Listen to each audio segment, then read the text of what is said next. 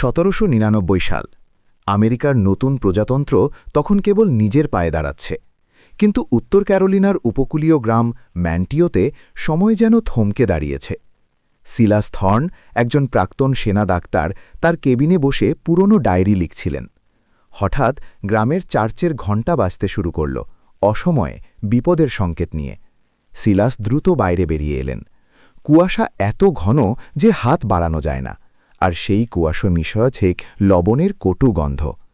চার্চের ভেতরে গিয়ে সিলাস যা দেখলেন তা তার সারা জীবনের যুদ্ধের অভিজ্ঞতাকেও হার মানাল। গ্রামের কামার জন স্মিথ তার বেঞ্চে বসে আছেন, কিন্তু তার গায়ের রং কালচে থেকে ধবধবে সাদা হয়ে গেছে। সিলাস তার কপালে হাত দিতেই শিউরে উঠলেন।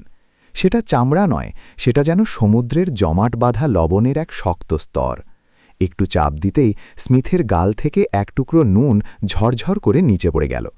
স্মিথ মারা যাননি, তার ঘোলাটে সাদা চোখ দুটো তখনও নড়ছে। তিনি ফিসফিস করে বললেন, তারা এসেছে ডাক্তার, জোয়ারের সাথে তারা ফিরে এসেছে। হঠাৎ চার্চের জানলা দিয়ে একটা নীলচে আলো দেখা গেল। জলাভূমির দিক থেকে ভেসে এলো এক অদ্ভুত শব্দ, শত শত ভেজা পা একসাথে বালির ওপর দিয়ে টেনে টেনে হাঁটার শব্দ। সিলাস জানলার দিকে তাকাতেই দেখলেন কুয়াশার ভেতর দিয়ে সারি সারি ছায়ামূর্তি এগিয়ে আসছে। তার শরীর থেকে লবণের গুঁড়ো ঝরছে, আর তাদের চোখগুলো অন্ধকারে জোনাকির মতো জ্বলছে। গ্রামের লোকগাথা অনুযায়ী 1587 সালে যখন জন হোয়াইট তার কলোনি হারিয়ে ফেলেছিলেন, তখন তিনি একটি কাঠের স্তম্ভে খোদাই করা দেখেছিলেন, ক্রোয়াটোয়ান। সিলাস জানতেন এটা কেবল ইতিহাস নয়, এটা একটা অভিশাপ। সিলাস তার সিন্দুকে রাখা একটি বিশেষ বস্তু বের করলেন। এটি একটি রূপালী কম্পাস। তার ঠাকুরদা বলেছিলেন এটি 1587 সালে এক শিপরেক থেকে পাওয়া গিয়েছিল। কম্পাসটির গায়ে ল্যাটিন বা ইংরেজি নয়, খোদাই করা ছিল বাংলা বর্ণমালা। সিলাস গ্রামের ওঝা এলারার কাছে গেলেন। এলারা কম্পাসটি হাতে নিয়ে শিহরিত হলেন। তিনি পড়তে পারলেন সেই প্রাচীন লিপি, সাগর যখন রক্ত চায়, নুন তখন প্রাণ নেয়, দিক হারাবে যখন তুমি, এই যন্ত্র দেখাবে পথ। এলারা সিলাসকে বললেন, সিলাস, এই কম্পাসটি এক বাঙালি জ্যোতির্বিজ্ঞানীর ছিল, যিনি 1587 সালে ইংরেজদের সাথে এই উপকূলে পৌঁছেছিলেন। তিনি জানতেন এই দ্বীপের নিচে এক প্রাচীন সামুদ্রিক শয়তান ঘুমিয়ে আছে। ইংরেজরা যখন ক্ষুধার্ত হয়ে সেই শয়তানের সাথে চুক্তি করল, তখন এই বাঙালি নাবিক মন্ত্র দিয়ে তাকে আটকে রাখার চেষ্টা করেছিলেন, কিন্তু কলোনির লোকেরা তাকে মেরে ফেলে। এখন সেই শয়তান আবার। এই পর্যায়ে আমরা গল্পের সবচেয়ে ভয়ঙ্কর এবং রহস্যময় অংশ, 4র্থ অধ্যায়, লবণের সমাধি এ প্রবেশ করছি। এখানে সিলাস এবং এলারা সেই অভিশপ্ত জলাভূমির কেন্দ্রে পৌঁছাবে, যেখানে 1587 সালের সেই হারিয়ে যাওয়া কলোনির আসল সত্য লুকিয়ে আছে। অধ্যায় 4, লবণের সমাধি, দ্য টুম্ব অফ সল্ট। জলাভূমির বাতাস এখন এতটাই ভারী যে প্রতিবার শ্বাস নিতে সিলাসের ফুসফুসে লবণের কণা বিচ্ছিল। তাদের চারপাশের গাছগুলো আর গাছ নেই, সেগুলো এখন সাদা লবণের স্তম্ভে পরিণত হয়েছে, যা দেখতে অনেকটা যন্ত্রণায় কুঁকড়ে যাওয়া মানুষের কঙ্কালের মতো। আমরা এসে গেছি, এলারা ফিসফিস করে বলল, তার গলার স্বর ভয়ের চোটে কেঁপে উঠল। সামনেই কুয়াশার পর্দা চিরে বেরিয়ে এলো এক বিশাল ধ্বংসাবশেষ। এটা সেই মূল দুর্গ, যা 1587 সালে ইংরেজরা তৈরি করেছিল। দুর্গের কাঠের দেয়ালগুলো পচেনি, বরং সেগুলো পাথরের মতো শক্ত হয়ে গেছে। দুর্গের ঠিক মাঝখানে একটা বিশাল গর্ত, যেখান থেকে এক অদ্ভুত নীলচে ধোঁয়া বেরোচ্ছে। Hook, the twist. গর্তের কিনারায় দাঁড়িয়ে সিলাস নিচের দিকে তাকাল এবং তার রক্ত হিম হয়ে গেল। গর্তের ভেতরে কোনো মাটি নেই, সেখানে শত শত মানুষের দেহ স্তূপ হয়ে আছে, কিন্তু তারা মৃত নয়।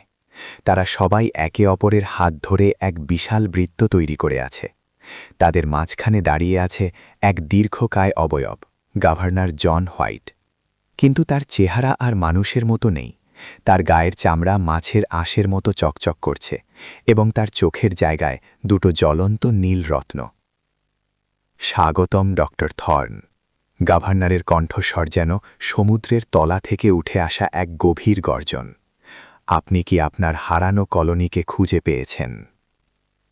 সিলাস তার ফ্লিন্টলক পিস্তল তুলল, কিন্তু তার হাত কাঁপছিল। তুমি মানুষ নও, তুমি কি? আমি এই দ্বীপের ক্ষুধা। গভর্নর হাসল, আর তার হাসির সাথে সাথে গর্তের সেই শত শত লবণের মূর্তি একসাথে চিৎকার করে উঠল। 1587 সালে যখন আমার লোকেরা ক্ষুধার্ত ছিল, তারা সমুদ্রের কাছে প্রার্থনা করেছিল। সমুদ্র তাদের অজেয় শরীর দিয়েছে, কিন্তু বিনিময় নিয়েছে তাদের আত্মা। এখন আমাদের নতুন শরীর দরকার, নতুন রক্ত দরকার। হঠাৎ গর্তের ভেতর থেকে লবণের সেই মানুষগুলো মাকড়সার মতো দেয়াল বেয়ে উঠে আসতে শুরু করল, তাদের আঙ্গুলের নখগুলো ধারালো স্ফটিকের মতো। এলারা, মন্ত্র পড়ো, সিলাস চিৎকার করে উঠল। এলারা সেই বামালি কম্পাসটি 2 হাতে ধরে জোরে জোরে সেই প্রাচীন ভাষা উচ্চারণ করতে লাগল। কম্পাসের ভেতর থেকে এক তীব্র সোনালি আলোকছটা বেরিয়ে এলো, যা লবণের সৈন্যদের ধুলোয় মিশিয়ে দিতে লাগল। কিন্তু গভর্নর থামল না। সে তার নোনা হাত বাড়িয়ে সিলাসের গলা চেপে ধরল।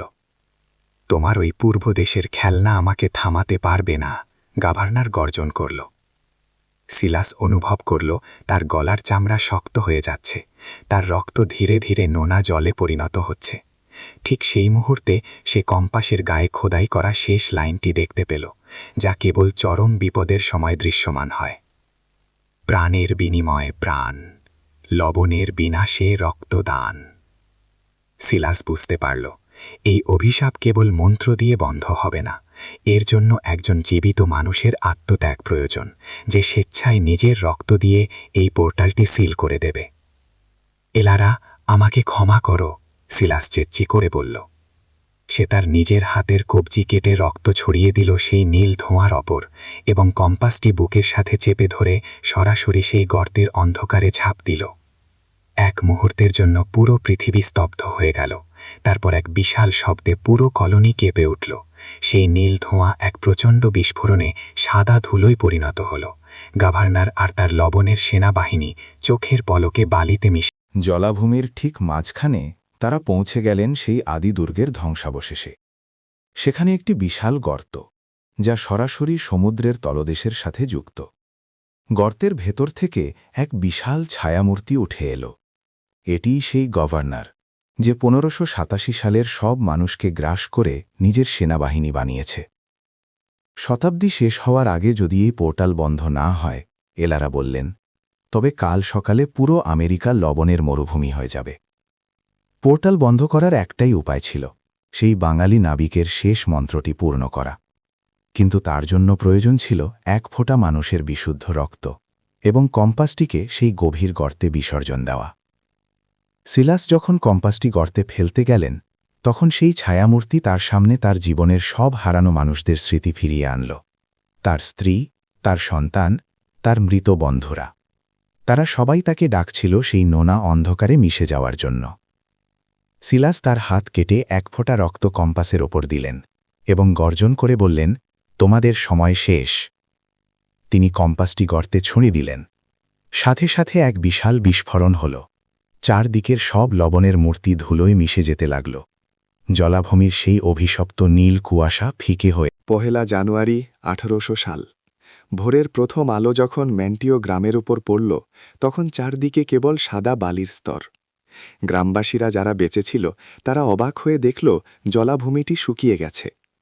সিলাস থর্ন পাহাড়ের ওপর দাঁড়িয়ে সমুদ্রের দিকে তাকিয়েছিলেন। তিনি জানতেন বিপদ কেটে গেছে, কিন্তু ইতিহাস আবার নিজেকে পুনরাবৃত্তি করবে। তিনি বালির ওপর পড়ে থাকা একটি পুরনো কাঠের টুকরো দেখতে পেলেন। তাতে নতুন করে খোদাই করা হয়েছে একটি শব্দ, রোয়ানোক 200। তিনি বুঝতে পারলেন রহস্যটি পুরোপুরি শেষ হয়নি। এটি কেবল আগামী 200 বছরের জন্য ঘুমিয়ে পড়ে। বহু বছর পর 2026 সালে একদল আমেরিকান গবেষক সেই জায়গায় খনন করতে গিয়ে একটি মানুষের কঙ্কাল খুঁজে পায়। কঙ্কালটি পুরোপুরি লবণে পরিণত হয়েছিল, কিন্তু তার বুকের কাছে শক্ত করে ধরে রাখা ছিল একটি প্রাচীন রূপালী কম্পাস। গবেষকরা অবাক হয়ে দেখলেন কঙ্কালটির মুখে এক অদ্ভুত প্রশান্তির হাসি